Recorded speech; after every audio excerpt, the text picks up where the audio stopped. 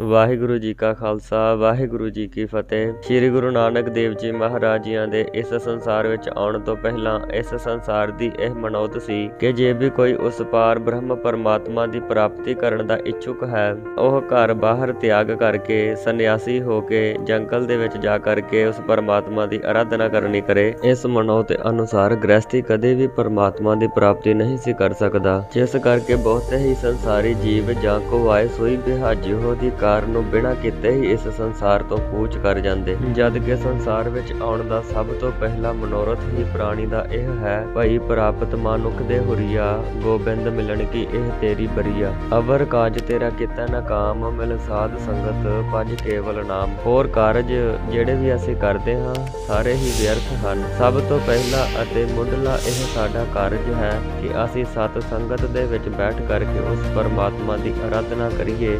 ਪਰ ਉਸ ਸਮੇਂ ਗ੍ਰਹਿਸਥੀ ਨੂੰ ਇਸ ਕਾਰਜ ਤੋਂ ਵੀ ਹੋਣਾ ਅਤੇ ਸੰਨਿਆਸੀ ਨੂੰ ਹੀ ਇਸ ਕਾਰਜ ਦੇ ਯੋਗ ਸਮਝਿਆ ਜਾਂਦਾ ਸੀ। ਪਰ ਗੁਰਮਤਿ ਇਸ ਦਾ ਬਿਲਕੁਲ ਹੀ ਖੰਡਨ ਕਰਦੀ ਹੈ। ਫਰੀਦਾ ਜੰਗਲ ਜੰਗਲ ਕਿਆ ਭਵਹਿ, ਵਣ ਕੰਡਾ ਮੋੜੇ ਹੈ, ਵਸੀ ਰੱਬ ਹਰਿਆਲੀ ਹੈ, ਜੰਗਲ ਕਿਆ ਢੂੰਡੇ। ਤੇਰਾ ਜੰਗਲਾਂ ਦੇ ਵਿੱਚ ਕੰਡਿਆਂ ਨੂੰ ਲਤਾੜਨ ਦਾ ਕੀ ਫਾਇਦਾ ਹੈ? ਰੱਬ ਤਾਂ ਤੇਰੇ ਹਿਰਦੇ ਦੇ ਵਿੱਚ ਵਸਦਾ ਹੈ, ਜੰਗਲਾਂ ਦੇ ਵਿੱਚ ਕਿਹਨੂੰ ਭਾਲਦਾ ਏ? ਰੇ ਮਨ ਐਸੋ ਕਰ ਸੰਨਿਆਸਾ, ਬਨ ਸੇ ਸਦਨ ਸਭੈ ਕਰ ਸਮਝੋ, ਮਨ ਹੀ ਮਾਹੇ ਉਦਾਸਾ। ਉਹ ਸੰਨਿਆਸ ਕਾਹਦਾ ਕਿ ਘਰ ਬਾਹਰ ਛੱਡ ਕਰਕੇ ਤੂੰ ਜੰਗਲ ਦੇ ਵਿੱਚ ਘੁੰਮਦਾ ਫਿਰੇ, ਪਰ ਮਨ ਕਰਕੇ ਅਜੇ ਵੀ ਤੂੰ ਘਰ ਦੇ ਵਿੱਚ ਫਸਿਆ ਹੋਵੇਂ। ਉਸ ਨਾਲੋਂ ਚੰਗਾ ਸੰਨਿਆਸ ਤੇਰੇ ਵਾਸਤੇ ਇਹ ਹੋਵੇਗਾ ਕਿ ਰਵੇਂ ਤੂੰ ਘਰ ਦੇ ਵਿੱਚ ਹੀ, ਪਰ ਮਨ ਕਰਕੇ ਆਪਣਾ ਸੰਨਿਆਸ ਜਿਹੜਾ ਹੈ ਇਹਨੂੰ ਧਾਰਨ ਕਰ, ਮਨ ਨੂੰ ਇਸ ਤੋਂ ਨਿਰਲੇਪ ਰੱਖ। ਅਤੇ ਗੁਰੂ ਨਾਨਕ ਸਾਹਿਬ ਜੀ ਮਹਾਰਾਜ ਜੀ ਨੇ ਪਹਿਲੇ ਆਪ ਗ੍ਰਹਿਸਥ ਜੀਵਨ ਨੂੰ ਅਪਣਾਇਆ। ਗ੍ਰਹਿਸਥ ਜੀਵਨ ਦੀਆਂ ਸਾਰੀਆਂ ਹੀ ਜ਼ਿੰਮੇਵਾਰੀਆਂ ਨੂੰ ਨਿਭਾਉਂਦੇ ਹੋਏ ਨਾਲ ਪਰਮਾਤਮਾ ਦੀ ਆਰਾਧਨਾ ਕੀਤੀ ਤੇ ਲੋਕਾਈ ਦੇ ਭਲੇ ਹਿੱਤ ਸਾਰੇ ਹੀ ਸੰਸਾਰ ਦੇ ਵਿੱਚ ਚਾਰ ਉਦਾਸੀਆਂ ਕਰਕੇ ਇਸ ਮਤ ਨੂੰ ਫੈਲਾਉਣਾ ਕੀਤਾ। ਆਪਣੇ ਗੁਰਸਿੱਖਾਂ ਨੂੰ ਗ੍ਰਹਿਸਥ ਧਰਮ ਇਹ ਦ੍ਰਿੜ ਕਰਵਾਇਆ, ਪਰ ਪਹਿਲਾਂ ਇਸ ਦੀ ਕਮਾਈ ਆਪ ਕਰਕੇ ਦੱਸੀ। ਇਸੇ ਲਈ ਸੁਮੇਰ ਪਰਬਤ ਉੱਪਰ ਜਦੋਂ ਗੁਰੂ ਨਾਨਕ ਸਾਹਿਬ ਜੀ ਮਹਾਰਾਜ ਸਿੱਧਾਂ ਨੂੰ ਮਿਲਣ ਲਈ ਗਏ ਤਾਂ ਸਿੱਧਾਂ ਨੇ ਗੁਰੂ ਨਾਨਕ ਸਾਹਿਬ ਜੀ ਮਹਾਰਾਜ ਜੀਆਂ ਨੂੰ ਇਹ ਸਵਾਲ ਕੀਤਾ।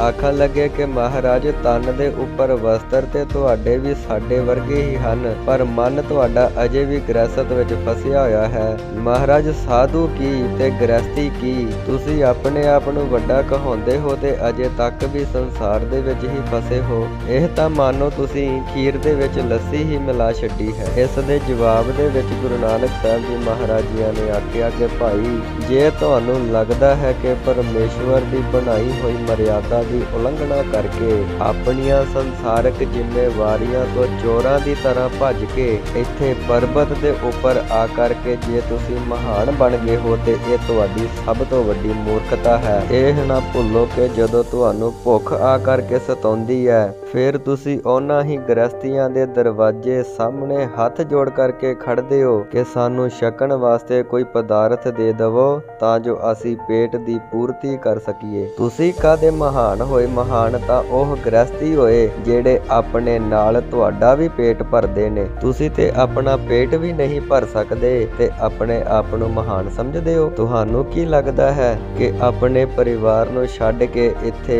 ਜੰਗਲ ਦੇ ਵਿੱਚ ਆ ਕਰਕੇ ਪਰਮੇਸ਼ਵਰ ਤੁਹਾਡੇ ਤੇ ਖੁਸ਼ ਹੋ ਜਾਵੇਗਾ? ਪਰਮੇਸ਼ਰ ਤਾਂ ਉਹਨਾਂ ਜੀਆਂ ਦੇ ਹਿਰਦੇ ਵਿੱਚ ਹੀ ਵਸਦਾ ਹੈ ਜਿਨ੍ਹਾਂ ਨੂੰ ਤੁਸੀਂ ਦੁੱਖ ਦੇ ਕਰਕੇ ਇੱਥੇ ਆਏ ਹੋ। ਜੇ ਉਹੀ ਤੁਹਾਡੇ ਤੋਂ ਦੁਖੀ ਹੋਣ ਤਾਂ ਪਰਮੇਸ਼ਵਰ ਕਿਵੇਂ ਤੁਹਾਡੇ ਤੇ ਖੁਸ਼ ਹੋਵੇਗਾ? ਪਰਮੇਸ਼ਰ ਤਾਂ ਉਹਨਾਂ ਦੇ ਉੱਪਰ ਵਧੇਰੇ ਖੁਸ਼ ਹੁੰਦਾ ਹੈ ਜੋ ਪਰਮੇਸ਼ਵਰ ਦੀ ਬਣਾਈ ਹੋਈ ਮਰਿਆਦਾ ਨੂੰ ਨਿਭਾਉਂਦੇ ਨੇ, ਜੋ ਦਸਾਂ ਨੋਹਾਂ ਦੀ ਕਿਰਤ ਕਰਦੇ ਨੇ, ਉਸ ਕਿਰਤ ਦੇ ਨਾਲ ਆਪਣੇ ਪਰਿਵਾਰ ਦਾ ਗੁਜ਼ਾਰਾ ਕਰਦੇ ਨੇ ਤੇ ਆਏ ਹੋਏ ਸਾਧੂ ਮਹਾਤਮਾ ਦੀ ਸੇਵਾ ਵੀ ਕਰਦੇ ਨੇ। ਦੋਵੇਂ ਸਮੇਂ ਪਰਮਾਤਮਾ ਦੀ ਉਸਤਤ ਦੇ ਵਿੱਚ ਜੁੜਦੇ ਨੇ। ਯਾਦ ਰੱਖੋ, ਉਹਨਾਂ ਦਾ ਦੋਵੇਂ ਸਮੇਂ ਜੁੜਿਆ ਹੋਇਆ ਵੀ ਤੁਹਾਡੇ ਨਾਲੋਂ ਕਈ ਗੁਣਾ ਫਲਦਾਇਕ ਹੈ, ਕਿਉਂਕਿ ਉਹ ਇੰਨੇ ਰੁਝੇਵੇਂ ਹੋਣ ਦੇ ਬਾਵਜੂਦ ਵੀ ਦੋ ਸਮੇਂ ਪਰਮਾਤਮਾ ਦੀ ਯਾਦ ਦੇ ਵਿੱਚ ਜੁੜਦੇ ਨੇ। ਦਸਾਂ ਹੀ ਪਾਤਸ਼ਾਹੀਆਂ ਨੇ ਗ੍ਰਹਿਸਥ ਜੀਵਨ ਨੂੰ ਅਪਣਾਇਆ ਅਤੇ ਆਪਣੇ ਸਿੱਖਾਂ ਨੂੰ ਇਸ ਨੂੰ ਅਪਣਾਉਣ ਦੀ ਤਾਕੀਦ ਕੀਤੀ। ਭਾਵੇਂ ਕੋਈ ਆਪਣੀ ਮਰਜ਼ੀ ਦੇ ਨਾਲ ਸਾਧੂ ਬਣ ਜਾਵੇ, ਗ੍ਰਹਿਸਥ ਜੀਵਨ ਨੂੰ ਨਾ ਅਪਣਾਵੇ ਤਾਂ ਗੱਲ ਵੱਖਰੀ ਹੈ, ਪਰ ਗੁਰੂ ਸਾਹਿਬ ਨੇ ਸਭ ਤੋਂ ਪਹਿਲਾਂ ਗ੍ਰਹਿਸਥ ਨੂੰ ਪ੍ਰਧਾਨ ਦੱਸਿਆ। ਸਕਲ ਧਰਮ ਮਹਿ ਗ੍ਰਹਿਸਥ ਪ੍ਰਧਾਨ ਹੈ। ਦੋ ਗੁਰਸਿੱਖ ਆਪਸ ਦੇ ਵਿੱਚ ਵਿਚਾਰ ਕਰਨ ਕਿ ਗ੍ਰਹਿਸਤ ਅਪਣਾਉਣੀ ਚਾਹੀਦੀ ਹੈ ਕਿ ਜਾਂ ਸਾਧੂ ਬਣ ਜਾਣਾ ਚਾਹੀਦਾ ਹੈ, ਪਰ ਉਹਨਾਂ ਦੀ ਵਿਚਾਰ ਕਿਸੇ ਸਿਰੇ ਤੱਕ ਨਾ ਪਹੁੰਚੀ। ਐਨੇ ਨੂੰ ਸਾਹਮਣਿਓਂ ਇੱਕ ਸਾਧੂ ਮਹਾਤਮਾ ਤੁਰਿਆ ਆਵੇ, ਜਿਸ ਨੂੰ ਤਕਰੀਬਨ 55 ਕੁ ਸਾਲ ਸਾਧੂ ਬਣਿਆ ਨੂੰ ਹੋ ਗਏ। ਦੋਵਾਂ ਨੇ ਸੋਚਿਆ ਕਿ ਇਹ ਮਹਾਤਮਾ ਜੀ ਸਾਨੂੰ ਦੱਸ ਸਕਦੇ ਨੇ ਕਿ ਦੋਵਾਂ ਚੋਂ ਸਫਲ ਮਾਰਗ ਕਿਹੜਾ ਹੈ। ਉਹਨਾਂ ਮਹਾਤਮਾ ਜੀ ਨੂੰ ਪ੍ਰਸ਼ਨ ਕਰ ਦਿੱਤਾ। ਅੱਗੋਂ ਮਹਾਤਮਾ ਜੀ ਆਖਣ ਲੱਗੇ ਕਿ ਜੇਕਰ ਮੈਂ 1 ਰੁਪਈਏ ਦਾ ਭਜਨ ਕਰਾਂ ਤਾਂ ਮੇਰੇ ਕੋਲੋਂ ਅਖੀਰ ਦੀਵਾਨੀ ਭਾਵ 8ਵਾਂ ਹਿੱਸਾ 11 ਤੋਂ 12 ਪੈਸੇ ਹੀ ਪੱਲੇ ਪੈਂਦੇ ਨੇ, ਜਦ ਕਿ ਇੱਕ ਗ੍ਰਸਤੀ ਜੇਕਰ ਦੀਵਾਨੀ ਦਾ ਭਜਨ ਕਰੇ ਤਾਂ ਉਸ ਨੂੰ 1 ਰੁਪਈਏ ਦਾ ਫਲ ਮਿਲਦਾ ਹੈ। ਅਸੀਂ ਹੈਰਾਨ ਹੋ ਕਰਕੇ ਪੁੱਛਿਆ ਕਿ ਇਹ ਕਿਸ ਤਰ੍ਹਾਂ। ਮਹਾਤਮਾ ਜੀ ਆਖਣ ਲੱਗੇ ਕਿ ਮੰਨ ਲਵੋ ਕਿ ਮੈਂ ਇੱਕ ਦਿਨ ਦੇ ਵਿੱਚ 100 ਰੁਪਈਏ ਦਾ ਭਜਨ ਕਰਦਾ ਹਾਂ।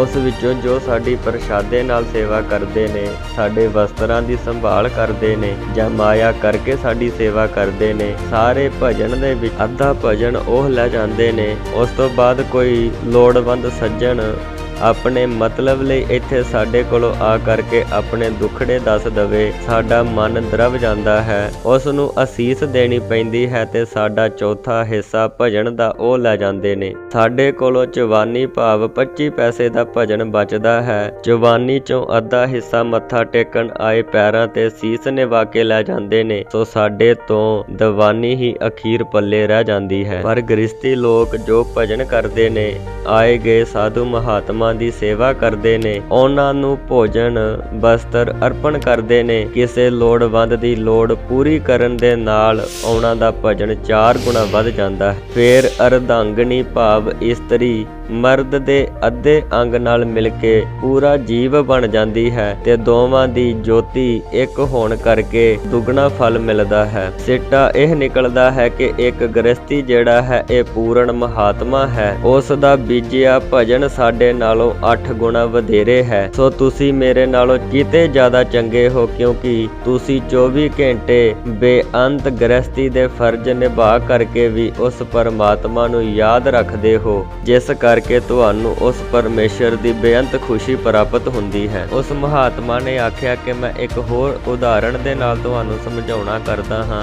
ਮੰਨ ਲਵੋ 2 ਮਨੁੱਖ ਹਨ, ਇੱਕ ਦੇ ਕੋਲੋਂ 100 ਰੁਪਈਆ ਹੈ, ਦੂਸਰੇ ਕੋਲੋਂ ਸਿਰਫ 10 ਰੁਪਈਏ ਨੇ। 100 ਵਾਲੇ ਨੇ 80 ਰੁਪਈਏ ਦਾਨ ਕਰ ਦਿੱਤੇ ਤੇ 10 ਵਾਲੇ ਕੋਲੋਂ 10 ਸਨ, ਉਸ ਨੇ ਦਾਨ ਕਰ ਦਿੱਤੇ। ਤੁਸੀਂ ਦੱਸੋ ਵਧੇਰੇ ਦਾਨ ਕਿਸ ਨੇ ਕੀਤਾ? ਤਾਂ ਗੁਰਸਿੱਖ ਨੇ ਜਵਾਬ ਦਿੱਤਾ ਕਿ ਜਿਸ ਨੇ 80 ਰੁਪਈਏ ਦਾਨ ਕੀਤੇ। ਮਹਾਤਮਾ ਜੀ ਆਖਣ ਲੱਗੇ ਕਿ ਬਿਲਕੁਲ ਗਲਤ, ਅਸਲ ਦੇ ਵਿੱਚ ਵਧੇਰੇ ਦਾਨ ਉਸ ਨੇ ਕੀਤਾ ਜਿਸ ਨੇ 10 ਰੁਪਈਏ ਦਾਨ ਕੀਤੇ, ਕਿਉਂਕਿ ਉਸ ਕੋਲੋਂ ਰੁਪਈਏ ਹੀ 10 ਸਨ, ਭਾਵ ਕਿ ਉਹਦੇ ਕੋਲੋਂ ਜਿੰਨੇ ਸੀ ਉਹਨੇ ਦਾਨ ਕਰ ਦਿੱਤੇ। ਇਸ ਤੇ ਉਸ ਨੂੰ ਵਧੇਰੇ ਲਾਭ ਫਲ ਪ੍ਰਾਪਤ ਹੋਵੇਗਾ। ਇਸ ਲਈ ਜਿੰਨਾ ਕੁ ਗ੍ਰਸਤੀ ਕੋਲੋਂ ਸਮਾਂ ਬਚਦਾ ਹੈ, ਅਗਰ ਉਹ ਓਨਾ ਹੀ ਪਰਮੇਸ਼ਰ ਨੂੰ ਦੇ ਦਵੇ ਤੇ ਪਰਮੇਸ਼ਰ ਦੀ ਉਸ ਉੱਪਰ ਬੇਅੰਤ ਖੁਸ਼ੀ ਹੁੰਦੀ ਹੈ। ਇਸੇ ਲਈ ਗੁਰੂ ਸਾਹਿਬ ਨੇ 24 ਘੰਟਿਆਂ ਦੇ ਵਿੱਚੋਂ 2.5 ਘੰਟੇ ਭਾਵ 10ਵਾਂ ਹਿੱਸਾ ਉਸ ਪਰਮਾਤਮਾ ਵਾਸਤੇ ਕੱਢਣਾ ਹਰ ਇੱਕ ਗੁਰਸਿੱਖ ਵਾਸਤੇ ਲਾਜ਼ਮੀ ਕੀਤਾ ਹੈ। ਜੇ ਕੋਈ ਗੁਰਸਿੱਖ ਇਹ 2.5 ਘੰਟੇ ਉਸ ਪਰਮਾਤਮਾ ਦੇ ਸਿਮਰਨ ਵਾਸਤੇ ਭਜਨ ਵਾਸਤੇ ਕੱਢ ਲੈਂਦਾ ਹੈ ਤਾਂ ਗੁਰੂ ਸਾਹਿਬ ਜੀ ਦੀ ਉਸ ਉੱਪਰ ਬੇਅੰਤ ਖੁਸ਼ੀ ਹੁੰਦੀ ਹੈ। ਉਸ ਦੇ ਕੱਢੇ 2.5 ਘੰਟੇ ਵੀ ਇੱਕ ਸਾਧੂ ਦੇ 24 ਘੰਟਿਆਂ ਤੋਂ ਵੀ ਜ਼ਿਆਦਾ ਲਾਭਦਾਇਕ ਹਨ। ਪਰ ਜੇ ਕੋਈ ਗੁਰੂ ਕਾ ਪਿਆਰਾ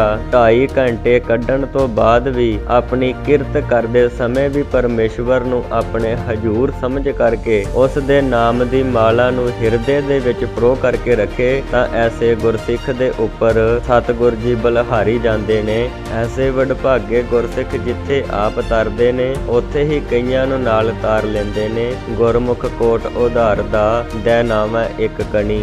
ਅਤੇ ਸਾਰੇ ਹੀ ਧਰਮਾਂ ਤੋਂ ਗ੍ਰਹਿਸਤ ਜਿਹੜਾ ਹੈ ਇਹ ਪ੍ਰਧਾਨ ਧਰਮ ਮੰਨਿਆ ਗਿਆ ਹੈ।